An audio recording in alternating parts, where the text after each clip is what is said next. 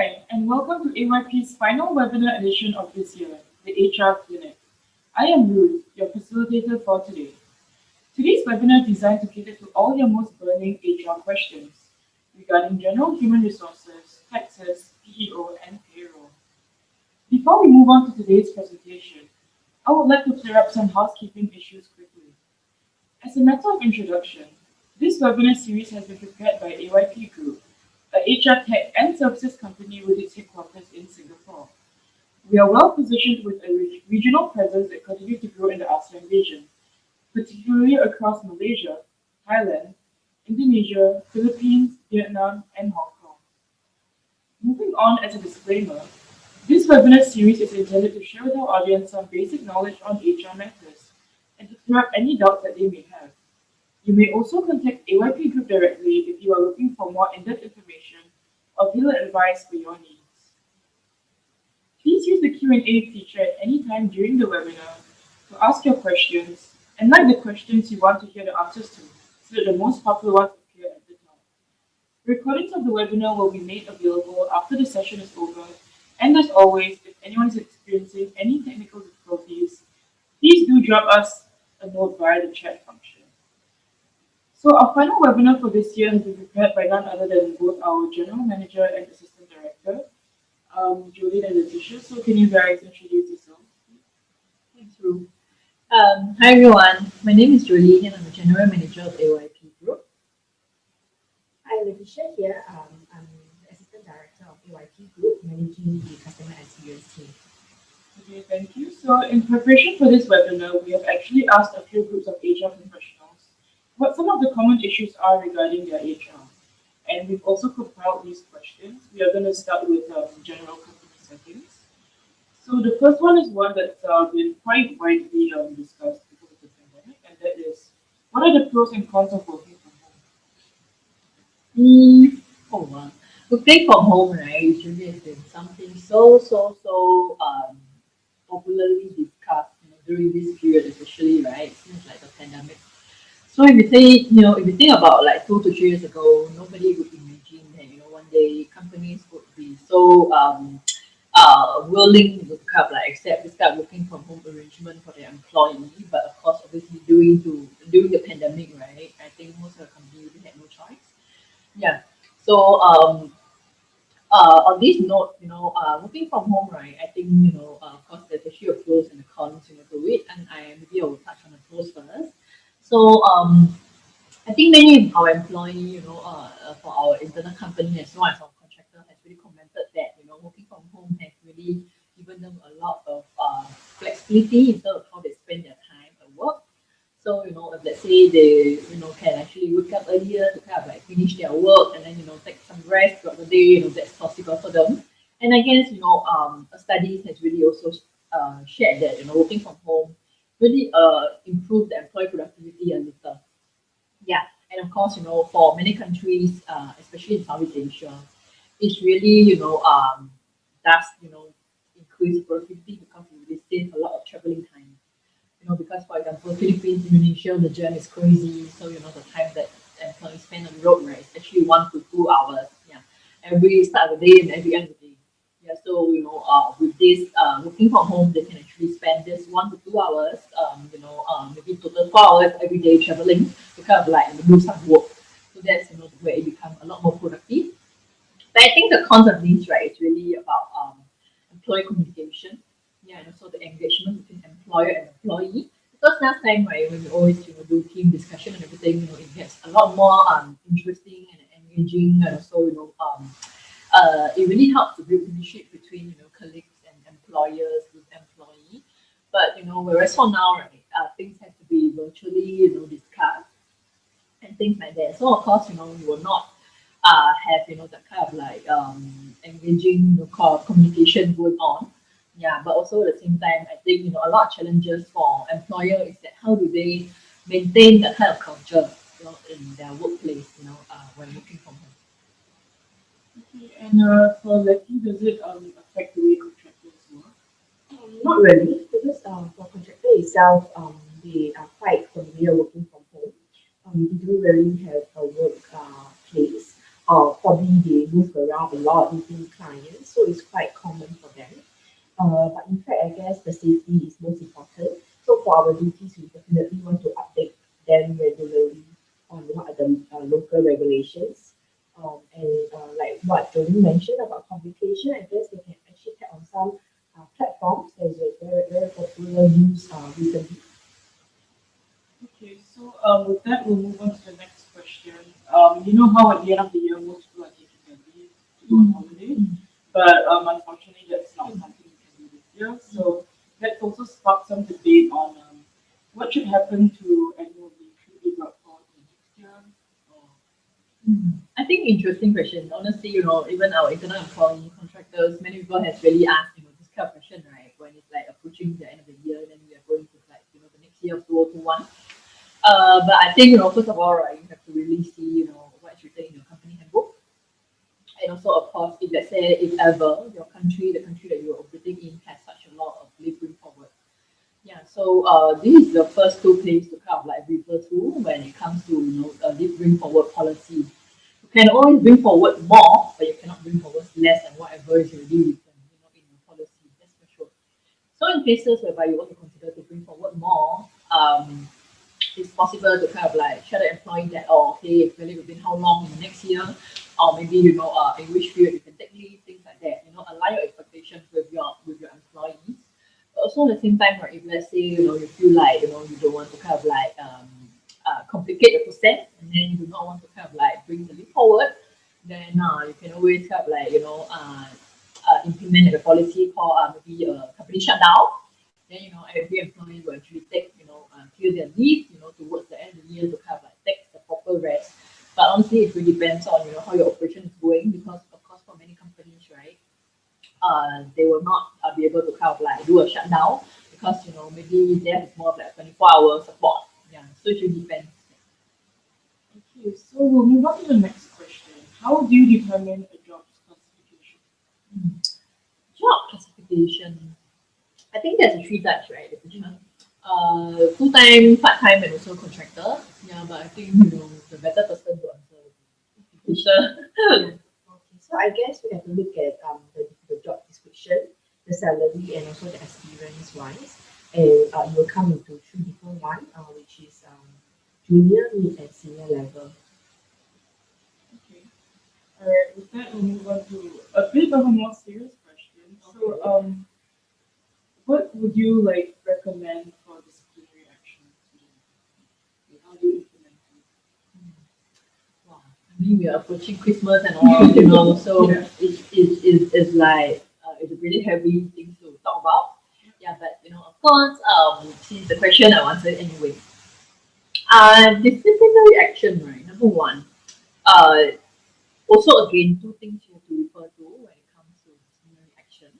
Number one is the country rules and regulations, because there's a lot of time whereby in the country employer ordinance, there's such a thing written down as per their country regulations. So that's something that you can't violate.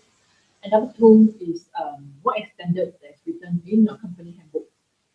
Because in company handbook, right, there will actually be written situations, of where, how would you kind of like treat certain matters. Yeah. For example, like if let's say the employee go on leave without informing the employer, within how long, etc. Or maybe if the employee to kind of like, go MIA and never report to work within how many days, etc. Yeah, so let's say you actually have all this scenario accounted for, then refer to your employee handbook, and then do the disciplinary action accordingly, because it's fair for both the employer and employee to follow this, since it's already written, because it's already communicated, and then you set your expectation. This is your this is what is gonna happen. If let's say you violate, so that is very clear. But if let's say it's something that is not written anywhere, then there are two things you can do. Of course, number one, seek advisory from companies that is HR company. They will kind of like be able to kind of like provide HR advisory for you for maybe special scenario. If not, number two, is really to kind of like settle internally, within your disciplinary community. Yeah, so normally it's actually your HR and also the direct supervisor, and to really sit down and then ascertain how serious is the situation. And of course, what's the reason of the employee for doing this, and also if let's say there's any impact that costs the company. Yeah. So from there you can kind of like make the decision accordingly. Okay, and moving on from that, what are some things one should take note of when they implement their workplace policy? Mm, okay, for workplace policy, right? I'm sorry, it's not one thing. I think I think there's more than one thing. I think I repeat that fair bit right during my answers, but number one is really the country regulations. Because for HR, right, if let's say there's any violation, it's actually very serious consequences to the company. So you definitely have to review, what are the changes in your country regulation in terms of employment law, right? So, typically, for example, during the COVID, right, I think many countries has their employment law revised according to different situations during the COVID period. That's one. And number two, when you want to write a company policy, also has to, depend on what is the current, things that's going on within the company. Because normally, if let's say your company, don't have existing policy, there should already be some practice that you have, already implemented. So review that practice. If let's say it's good and you feel that that works for you, then continue to kind of like document it out in the policy. But if it's not good, then do have a proper communication structure and then change that accordingly. After that, write it down in the policy. Yeah, and then one last thing is really to review all the processes that's required because the first step into writing any policy is really to kind of like identify what are the processes need to be involved first. Then after that, you actually kind of like draft down for this process, what happened from A, to Z, things like that. From one, step two, step three. Yeah. So from there, right, it's actually a more structured way for you to write a company policy. Okay, we'll move on from that. How important is workplace culture? Wow. Workplace culture. I mean, personally, our company is very, very important. Yeah. Because I think for our company, right, our culture, I think we took 3 years to build. I think we started from 2017 up until today. So what happens is that after we have finalized okay these five values workplace culture, we actually use it in everything that we do, so that the employee knows that it's actually very serious, and the employee will actually kind of like behave and everything according to this. So even from recruitment, which is the first touch point, to after going in the company onboarding, after that performance appraisal and maybe termination or anything, everything is actually according to the workplace culture, which is the five values that we have. Yeah. So even for performance appraisal, right, something so important to everybody in our company, we also set 50% of the marks based on the workplace culture mark. Yeah, so because if let's say the employees actually right and they are in the right culture, they will feel happier working, and then they will feel like they are part of the big family. But if let's say your culture is a bit different from others, yeah, then it's a bit difficult for you to kind of like blend in, and that's where you will not feel so motivated anymore to work. Yeah, that is really the big picture of it. Okay, so are there any good team building exercises that you can recommend? We've done a lot, right? Yeah. So think building exercise.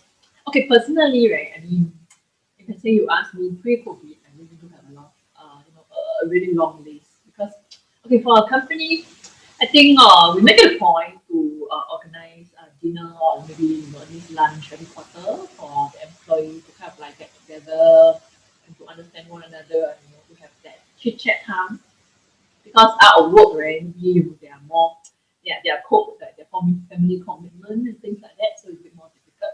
So we make it a point to kind of like organize all these activities for them to communicate with one another. So of course we also do a lot of like barbecue sessions and then uh, the games and then chit chat over a drink. Yeah, but of course things that we can do is also I don't know if other countries have this, but I think should have is this kind called escape room. Yeah, whereby I think every they break down the teams, with people that they don't work with, and after that they kind of like solve something together, and that's really kind of like promote collaboration. And then teamwork. Yeah, so I find that was very productive for us, very good for us. It really worked well for us. Okay, and how important is employee engagement? And how would you recommend one engages an employee? Employee engagement, honestly, is very important because that actually determines your retention rate. Yeah. So if the employees engaged, right, they're actually motivated and they feel that they are part of something. Yeah, because everybody, has a sense of belonging, right, to an organization, and that really motivates somebody. So I feel, so I feel that if let's say we were to engage the employees in a few ways. Number one, we definitely need to do a lot of one-on-one. Yeah. So for us, we actually make it a point to do one-on-one every bi-weekly or weekly. Yeah, to just kind of like engage the employee and then make sure that we understand their challenges and to kind of like solve anything that are harder for them, things like that. And of course, we also do like a quarterly review. Yeah, together with them. And then also at the same time, right, even during COVID, we do virtual town hall, yeah, for all of our regional employees. But of course, if it's pre-COVID, right, or maybe in better situation, we actually kind of like do town hall every month, yeah, to kind of like address a few things and then to create opportunity for discussion and also teamwork. Yeah, so that's what we normally do. Okay, and the next one's another a little bit of a sticky one. How does one handle workplace politics and Workplace politics and conflicts. Okay, workplace politics and conflicts, right? Well, another depressing one for the Christmas coming, right? conflict? But okay. Um, I think number one, right? You have to establish that base whereby it's a community. It means that you always have to have an SOP for all this. So, for example, when this happens, what is the step one, step two, step three, once again, and then most importantly, you have to establish that community kind of like solve for this, whereby people in this community should not be any biased position. Yeah. So after you have this community already, then of course the community sit down with the two employees and maybe I'm not sure how many employees are going to be involved, but whoever is going to be involved need to sit down and then kind of like understand why did it happen and where did it happen and then kind of review what went wrong. And then your review, right, should be based on the company cost value because it's actually the value that you are supposed to adhere to. So there has to be a baseline for every employee to follow. The thing is that and I have to say 90% of workplace incidents like this, right, is really due to miscommunication and misalignment. So really have to find out like what is really going wrong. Maybe you just really miscommunication somewhere or somehow. So really just have to kind of like emphasize again and make sure that after everything, right, both employees are still they open up to each other and then they can still work well together going forward. Okay, and how do you conduct a proper handover? Oh, wow. What do you think? Handover. So and again, it is a lot on the process. It's good to note it down on the standard procedure. What we usually do is definitely we need to actually get the person who's going to take over and the person who's going to hand over to share what is the daily task. List it down and also list down the things or documentation that you need to do the handover. Followed by a good meeting on the discussion on all the details. And it should be at least a week of shadowing. Yeah, at least the one who's going to take over understand the real flow on the daily basis. Okay. Our next question is a bit of a scenario one. So let's say there's a company that's based in Malaysia, but there's a team based in Malaysia and Singapore. So their question is, which countries' holidays should we be following? Oh. Well, like that is going to be very difficult for us. We have employee everywhere. But honestly, right, number one, the most important thing that you should be following is really the country regulation. Because no matter what, right, when your employees, their employment contract is signed with the respective, according to the respective country local rules and regulations. So for that part, we definitely need to follow. It means that, for example, let's say you have five employees in Malaysia, these five employees have to follow Malaysia local public holiday. And then maybe another five in Singapore, then these five in Singapore have to follow Singapore ones. So that is the number one rule. But number two, if let's say, I mean, I guess, the person who is asking this question, right, maybe have some business continuity planning. So maybe, for example, if let's say if Malaysia is on a holiday, then, maybe they want to activate the Singapore team to work. So that's where, you have to actually key in your business continuity plan to make sure that you actually have a 24, I would not say 24/7, but a continuous support, if let's say your business or service require that. But if not, right, if let's say you actually have employed in Singapore and Malaysia, but serving client in maybe like US, then that's where maybe your line of service or operation follow like a special arrangement according to like US client. Then you have to always, just pay overtime or maybe compensate the employee with certain off in lieu.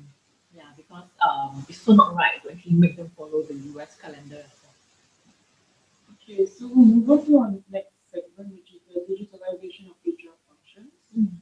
And the first question would be, what do you think the next big things are in HR Oh, wow. The next big thing. Okay, new technology, honestly, right? Technology really does wonder. I mean, I think, after whatever happens, right, this year, I think I read a report somewhere that 99%, of the workforce, right, is going to go digital. So it means that it's a lot. It's going to be an implementation of HRMS, HR, HR software to manage all these HR processes and things like that. To make sure that there's a business continuity and also at the same time, they will actually do a lot in terms of data analytics to help like, do future prediction in terms of whatever that's going on in your organization. Yeah, so for example, if let's say particularly in my case, I would look forward to something that really help me to make decisions, like a one glance dashboard view of things. Yeah, so that you can kind of like make quick decisions to go on with our day to day operation.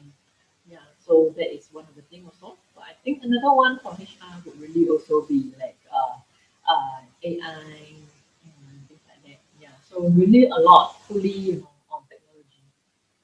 Okay, so moving on, do you foresee the usage of PO increasing or decreasing?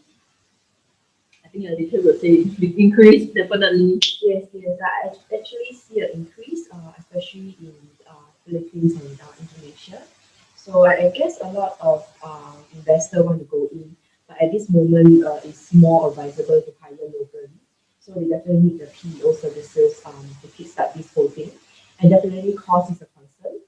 So to test out the market, a lot of our clients start to have new employees in our region.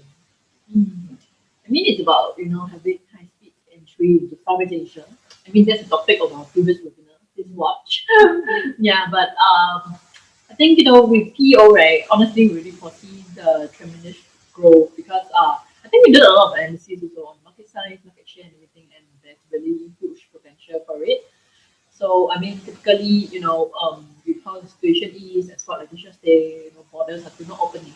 So that's actually the fastest way for you to expand that market, without having to personally fly over. Yeah. Okay, so moving on, how can you foresee HR technology helping when it comes to employee relations? Oh, definitely, it's something that we foresee because I think when we build just talent, right, especially on all the modules that we have, it's really to increase employee engagement. Yeah, because that's really the future of HR. You definitely will have to kind of like figure out a way to really engage your employee using technology because that's where it's gonna be more automatic. Because when you're actually more caught in the day to day, there's no time for you to hire you, how are you doing and things like that. But it will actually be taken over by this kind of like technology. So for example, our e-profile, there's actually this self-onboarding and offboarding function, for example. So for onboarding, right, there will be an onboarding notification released to the regular employee and says, hey, today is Ruth's birthday, what is her favorite color, what does she like to do in the free time, and what does she do, and what's her birthday, and things like that. So, it really helps to kind of like increase the kind of engagement of the employee. And also at the same time, a lot of times our e-profile also send out like notification for the employee anniversary, birthday, or this, for that recognition that employer should be giving employees. Okay, So, our final question for this topic is, I think it's a burning one. So, do you think remote working is here to stay even after COVID-19? Oh yes, I have to say that. I have to say that remote working is here to stay because honestly, um, I think remote working, right? Many employer or maybe companies have really see this as a plus more than a minus. Yeah, I think they really see tremendous positive impact on remote working. But I could not say that it's 100% remote because you will still want to have the personal aspect here and there. So I would say that majority is gonna take up the kind of like hybrid. It means that half work from home and half in office. Yeah, to just make sure that okay, there's any important things to be done in office, you can always go back to office, and of course if let's say you can actually work from home, you need a kind of personal space, you can always work at home. Yeah, so a hybrid would be a more popular one. So I don't think it's going to be 100% remote. Okay, so we'll move on to our next topic, and it's the hiring process. And our first question is, what are the differences between an employee and a contractor? Mm. Oh, okay. I think it's for you. Yeah, so hiring process are actually encouraged, even though for our employee or contractor, it should be definitely aligned with the culture first, and then followed by the soft and hard strength that we are looking at in this role. To hire from there, it would be easier for you to put into a appraisal for them to look forward on their goal that they should achieve. Yeah, but I also think, the hiring process for employee the contractor, honestly, there's no difference. Because the thing is that, right, whenever you hire, you definitely have to hire somebody that's suitable for the organization and also at the same time, must be able to do the work, right? So normally when you hire, you look into this culture and also their skills to hire. So the process will not be different, but of course maybe it's more of like the the the, the skill set you're looking for is different. Yeah, that's what I might be talking about. Okay, so for example, if it's for a case employee, right, when we hire them, it's actually according to our culture. Maybe for contractor, it's according to the client's culture. Because typically, for contractor, right, they're actually going to work closely with the client, not with us. So I guess for the culture part, that's the very different. Okay, the next one's quite interesting. It's how do you prevent unconscious bias when you're recruiting, interviewing, and Mm, SOP. Yeah.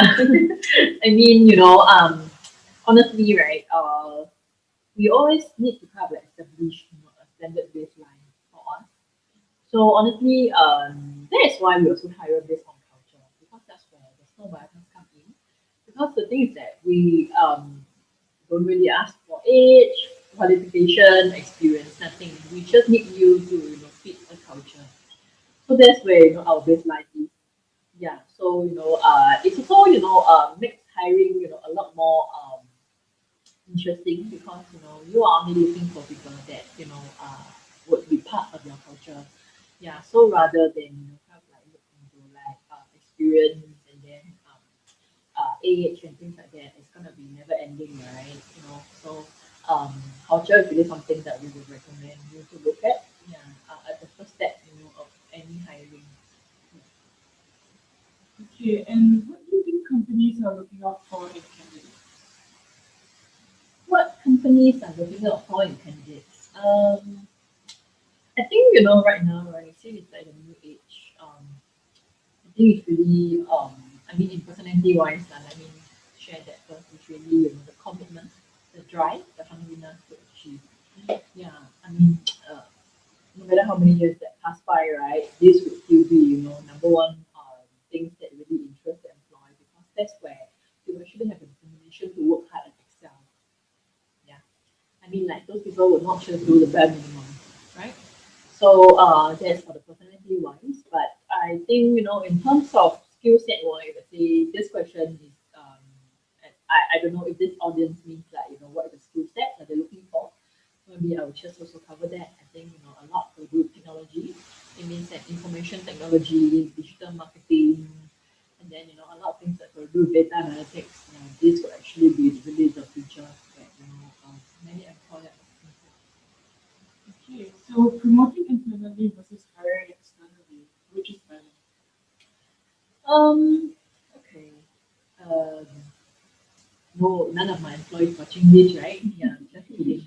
But yeah, I mean, just I mean, honestly, right? It has to definitely be a mixture of both. And there's nothing that actually would be better than the other because I mean naturally, right, when you actually promote someone internally, you actually have to hire someone else to come in to replace this person's role that you have promoted, right? Yeah, because the thing is that when you have promoted someone, you also want this person to learn how to manage people, to actually kind of like build the person leadership skill. So this person will also need to one day manage somebody. So that's where you have to hire. So I would say you have to do both things at one time because if not, right, it's not going to be a complete picture. Yeah. So certainly there's nothing that there's not one that's better than the other, but of course promoting internally right could really kind of like help to build the employee motivation and then to also really have that kind of trust in employee because they are actually a long term employee of yours. But as people graduates and everything, right, you also need new talent. Because we always say we want to also look for fresh idea, and that's where fresh grad will go to kind of like bring you there. Okay, and our final question for this segment is the digital signature valid and accepted in employment agreement? Digital signature, yes, definitely it is okay. So I mean for digital signature, right? I think many companies, including us, right, under AOIP just talent, the software, actually have implemented also digital signature for self-onboarding, to kind of like sign contracts, yeah, online, so that we save a lot of time, right? You don't have to kind of like, hey, can you come down just to sign a document, yeah. So digital signature is accepted, yes, but of course, if let's say you actually have a special policy to make sure that you want this signature to be to be signed in person, and then to actually have like the ink mark, yeah, and then you can always have another copy when the employee on board and sign with them on the spot as well, one more copy. Yeah, but the thing is with digital signature is that right, no matter what, you will still have to have this digital copy anyway because it's always good to kind of like keep all these records in your internal in the cloud or things like that, right? Because many countries in Southeast Asia there's a regulation to keep the employee data for at least 5 to 7 years. Yeah, and right now, right, the trend is that we go digital already. Yeah, so like for example, our e-profile normally people will keep record online in the cloud. Yeah, whereas the last time it's always like, oh, there's like a stack of e-file. Yeah, so that actually take up a lot of space in your company. Yeah. Okay, so we'll move on to our second last segment of this series. But if you have any more questions, it's still not too late to send them in. And yeah, our second last segment is payroll, salary, and working hours. Okay. And our first question is there any salary benchmark in Southeast Asia? Salary benchmark. Okay, salary benchmark, right? Honestly, you can actually find it from a lot of sources already. If let's say you just Google salary benchmark in Southeast Asia, I believe there's something that come up. Yeah. So of course, there's actually a few places that you can get it from. Just Google that, make sure that it's a trusted source, and then you can kind of like refer to that. But I think according to like a salary, right? I mean, of course, salary topic, right, is actually very important, for many companies in order to kind of like be competitive in their hiring. Also, I do have a different school of thoughts, for salary is that you can always hire somebody that's the best within the budget, right? Yeah, because the things that your company might be small, medium, big, you will never know. And the thing is that you will still need people no matter what. So salary benchmark of course is there, for you as a guideline to actually be competitive in the job market. But at the same time, you can always kind of like look internally what is your budget and then you can always find the best within that budget. Okay, moving on. How do you create a salary structure for various positions, professions, and years of experience? Mm, okay, so in order to create this, I mean, I would say a HR playbook is that number one, right, you really have to have establish a very structured job grading. Yeah. So job grading works like, for example, today in my company, I actually have this skill department, and then from this skill department, this is actually the different roles, according to their year of experience and how junior, how senior they are, etc. So of course you have to actually carve out all the positions available in your company, and that's where for every position you actually have a number of year experience required, and then number of what is the amount of salary range for each people, and then they will actually be tagged to respective job grading. Okay, and is overtime pay compulsory? Yes, in a lot of countries, there's actually overtime requirement. But of course, according to the law, right, you have to actually find out properly because sometimes if you're above a certain salary, right, for your employee, then of course you are not required to kind of like pay overtime. But of course, it's always good to even if they are not entitled to overtime pay, you can always go for this kind of thing called opt in lieu, which will provide them that kind of like adequate rest, yeah, that they need. But yes, for many countries, there's actually overtime rules that you definitely have to kind of like learn. So yeah, just talk about that, right? Just to learn. We actually built a software for we actually built software for just to learn in Philippines. Philippines had like more than 13 overtime rules. Yeah, so that's where the complexity will come in, but in general, over time, yes, it is required. Okay, branching out on your comment about complexity, someone wants to know which Southeast Asian country has the most complex HR and payroll practices.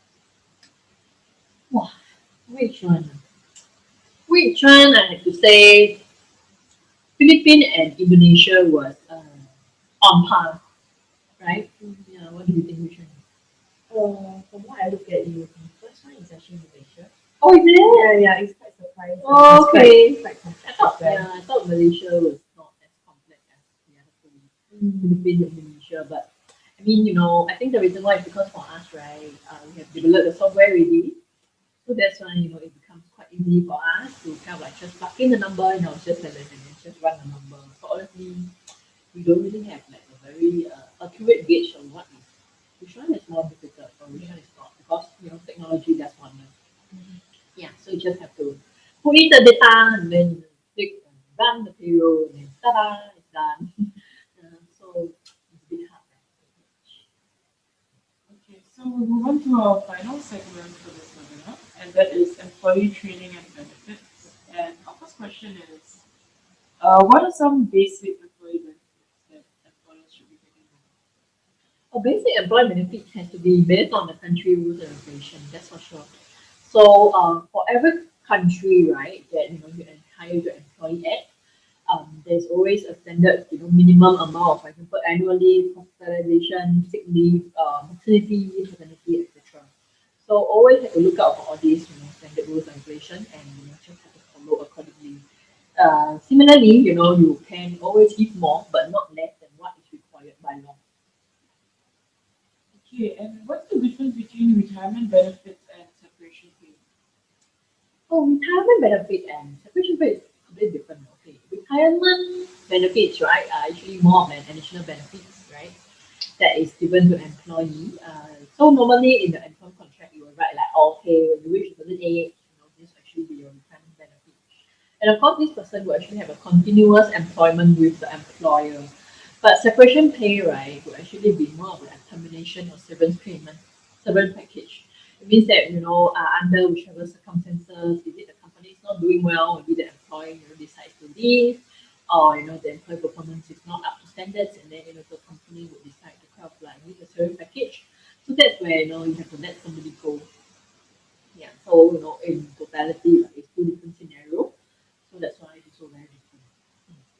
Okay, what type of training would you recommend sending employees to? Training, okay, so for training, right, honestly, I would recommend a lot of training that will do with like the soft skills.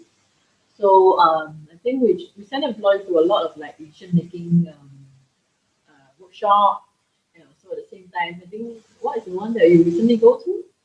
The design thinking. How is it? How is it? So it's quite interesting. It's about more on problem solving. So because a customer experience team need to really analyze how to resolve the issue with our clients so that we can create the value to our customer. So from there, there is actually quite a standard flow we can follow. So I guess it's good to really take a look at it. Mm. Yeah, I think other than this, right, it's also a lot to do with like you have to actually have this uh, establish, for every role, what is actually the standard skill set that a person should have. Like for example, uh, uh, when you say the person do like technology, for example, then what are the standard things that you require a person to have, and then the person needs to kind of like go get all these lessons or these certificate by that certain time frame. So for example, if let's say they need a certain cloud certification or any language development certification. So you have to kind of like establish all these requirements, in the policy, or maybe to have like communicate with them during the respective performance appraisal. Okay, expanding on employee training, how do you measure the effectiveness of it? Oh, for employee training, right? Okay, once they come back from the course, you can always sit down to review with them. Okay, so our teacher come back from the course, what have you learned, and also what do you want to implement? What do you want to do different from what you have learned? So after we have agreed on what we'll do different, we actually write down, step by step, and then we'll review every. Okay, so starting will actually be every month. After that, slowly will actually be every quarter, so on and so forth. Yeah. So from there, right, you can actually kind of like measure how successful is the different training initiatives that you give to an employee, and if let's say it's actually very properly implemented. Hmm. Okay, and how would you recommend an employer create a performance management system? How would I recommend employee to? I mean, I could recommend them to just buy it through us. Just kidding. But okay, in order to create the performance review, right, performance appraisal system is that number one, you have to determine what are the different areas that will actually rate the employee on. For example, okay, for us, in our scenario, 50% is on culture, and then of course, 30% is on soft skill and 20% on hard skill. So you have to actually have this how do I say baseline, of the component fixed already first. Then after that you can kind of like move on to build what is in the component, respective component. So for example, moving on, right, in the culture, what are the things that you will measure? That makes up to that percentage. And then in the soft skill, what is the thing that you measure? What are the soft skill that you're looking at? And then for the hard skill, what are the hard skill that you're looking at? Yeah, so this actually for standard appraisal. But let's say you were to also do like 360, it means that with peers and then review supervisor and review subordinate. Yeah. So you can always implement similar things, but of course you can always have like different rating for different things. But I would say that it's good to actually have all these baseline SOP implemented and also created. Yeah, before we move on to kind of like set any marks or maybe a scale, to rate. Is it percentage or is it from 1 to 10? Okay, so moving on to our next question. There's been a lot of development with technology recently. People are using AI and automation to do things. And so someone wants to know what skills and competencies should HR professionals upskill in. Skill and competency HR professionals to upskill on. I think number one is really to be able to kind of like understand data. Yeah, because HR, right? I guess the future of HR is really to kind of like focus on more strategic things. Yeah, leave all those kind of like operation things like payroll processing or leave application, leave management to software or like payroll vendors. Yeah. So they have definitely have to look into more strategic things like salary benchmarking internally or job grading exercise or be it like recruitment plan. So all things strategic should be managed by HR and they should kind of like draft in those kind of policy to just bring the next level of HR in any organization. Okay, and our final question is what are some ways to retain good employees? Um, Really, okay, employee retention, right? Honestly, uh, okay, I would not be sharing the different ways, but I could say that in totality, you definitely have to know what is your employee motivation factor. So for example, right, there's actually a few way to motivate employee based on different things. So for example, it can be cash, it can be recognition, it can be job stability, it can be work-life balance. So you have to definitely understand this in order to motivate the employee. And after you motivate them, they will definitely give you.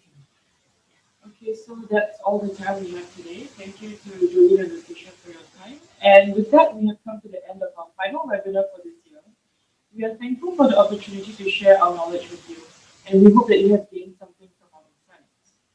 We are also very humbled to see repeated audiences who have accompanied us throughout this journey. You may also contact us at sg@ayp-group.com should you have any additional questions. Once again, thank you for joining us, and we'll see you again next year. Merry Christmas and have a happy New Year. Yeah. So yeah, on behalf of our team at AYP, we really wish all of our audience, our clients, our employee, who's watching this maybe regionally, Merry Christmas and Happy New Year. Thank you, and then we look forward to seeing everyone next year. Thank you.